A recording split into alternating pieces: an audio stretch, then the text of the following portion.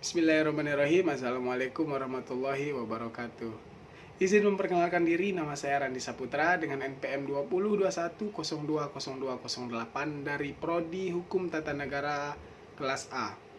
Baik, pada video kali ini saya akan mempresentasikan materi yang berjudul Sumber Hukum Islam. Baik, langsung saja pada materi sumber hukum Islam. Yang pertama itu adalah Al-Quran. Al-Quran berkedudukan sebagai sumber hukum Islam yang pertama dan utama. Kedudukan ini mengharuskan umat Islam memahami pesan-pesan yang dikandungnya untuk dilaksanakan dalam kehidupan. Hal tersebut juga diperlukan sebagai upaya mengatur perilaku manusia, baik yang berhubungan dengan manusia atau makhluk yang lain secara horizontal. Demikian pula seluruh persoalan yang berkaitan dengan hukum, meski dicari jawabannya terlebih dahulu dari petunjuk yang terkandung di dalam Al-Quran. Kemaslahatan hidup manusia di dunia dan di akhirat diyakini dapat diperoleh jika manusia melandaskan pada perilaku hidup mereka pada petunjuk Al-Quran. Argumentasi yang mengatakan bahwa Al-Quran sebagai sumber dan dalil pertama dan utama ditentukan dalam penjelasan Al-Quran. Al-Quran sendiri pada sejumlah ayatnya lebih dari 30 kali ditemukan perintah mematuhi Allah dalam Al-Quran. Bahkan meninggalkan aturan yang disebutkan Al-Quran akan membawa akibat meningkatnya kejahatan yang dilakukan manusia. Al-Quran secara redaksional dan makna yang dikandungnya bersifat qatl. Al-wujud maksudnya adalah lafaz Al-Quran dan pesan yang dikandungnya terjamin keautentikannya dan otoritas kebenarannya. Keautentikannya itu terjamin karena transformasi periwayatannya secara keseluruhan mencapai tingkat mutawatir. Selain itu, jaminan keaslian Al-Quran dapat diintervensikan langsung dari pemiliknya, yaitu Allah Subhanahu wa Ta'ala.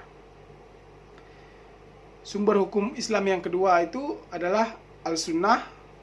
Pada uraian sebelumnya telah dijelaskan bahwa Al-Quran sebagai sumber hukum yang utama dan yang paling utama dari hukum Islam yang bersifat global dan membutuhkan penjelasan secara operasional. Nabi Muhammad SAW sebagai penyampaian ajaran Al-Quran diberi otoritas oleh Tuhan untuk menjelaskan lebih lanjut apa yang telah diwahyukan kepadanya.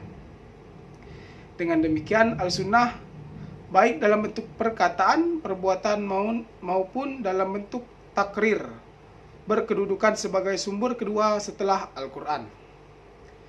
Kedudukan Al-Sunnah sebagai disebutkan di atas berdasarkan argumentasi bahwa secara normatif ditemukan ayat Al-Quran yang menyeluruh untuk taat kepada Rasul.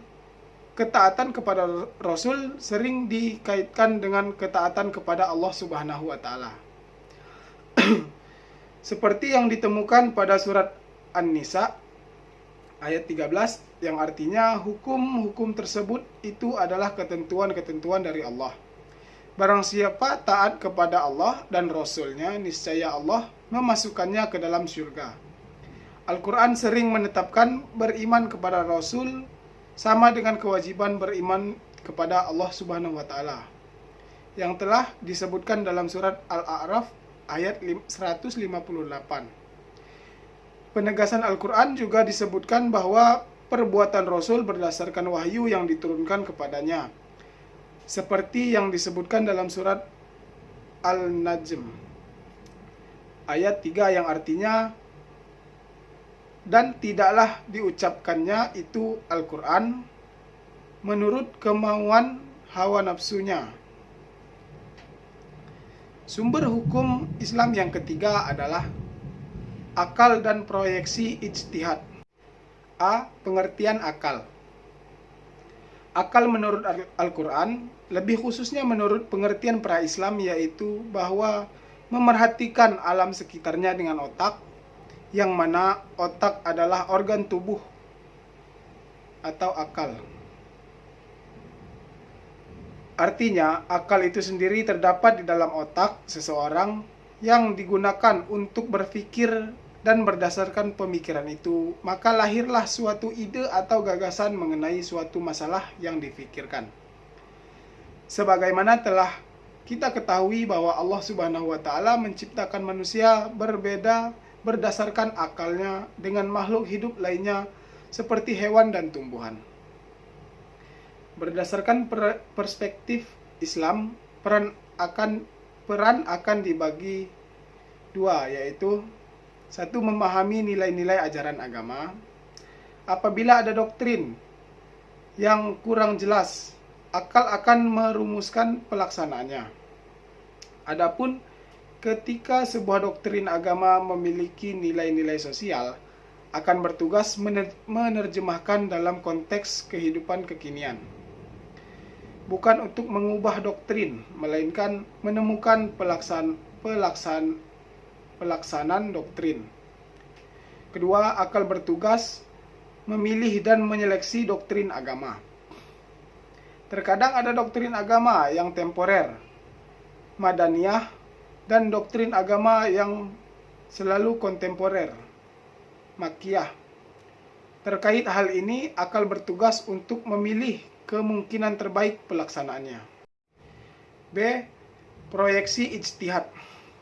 Ijtihad menurut bahasa yaitu usaha yang keras dan bersungguh-sungguh. Sedangkan pengertiannya dari segi istilah ijtihad adalah berusaha menetapkan hukum terhadap masalah yang belum ada ketetapannya, hukumnya dalam Al-Quran dan hadis yang dilakukan dengan cara cermat dan pikiran yang murni serta berpedoman pada aturan penetapan hukum yang benar. Rujukan ijtihad tetap pada Al-Quran dan hadis. Dalam arti bahwa penetapan hukum ijtihad tidak boleh bertentangan dengan ayat-ayat Allah Subhanahu wa Ta'ala atau ajaran Rasulullah Shallallahu alaihi wasallam. Orang-orang yang berijtihad disebut mujtahid. Antara mujtahid yang satu dengan mujtahid yang lainnya dalam menetapkan perkara yang belum ada ketentuannya dalam Al-Quran mungkin akan berbeda dalam memberikan penetapan hukum. Ada pendapat yang satu benar dan yang lain menjadi salah. Hal ini akan menjadi penilaian yang memengaruhi hukum. Ijtihad menjadi sumber hukum Islam. Yang ketiga, boleh dilakukannya oleh siapa saja yang memiliki persyaratan minimal seperti memahami mafhum ayat atau hadis, memiliki atau menguasai ilmu alat seperti nahwu sorof, mengetahui latar belakang suatu ayat atau hadis, luasnya pemahaman terhadap pengetahuan Islam, memiliki loyalitas yang tinggi terhadap agama, dan lain-lain. Ijtihad ditetapkan dengan beberapa cara, antara lain ijma' dan qiyas. Ijma' adalah kesepakatan para mujtahid pada suatu masa setelah Rasulullah wafat terhadap suatu masalah. Sedangkan qiyas adalah menetapkan hukum dengan cara menghubungkan suatu perkara yang sudah ada ketetapan hukumnya terhadap masalah lain yang dihadapi dan belum ada ketetapan hukumnya, sedang antara keduanya sama-sama memiliki sebab yang bisa disepadankan. Baik, mungkin sekian materi dari saya. Saya akhiri. Wassalamualaikum warahmatullahi wabarakatuh.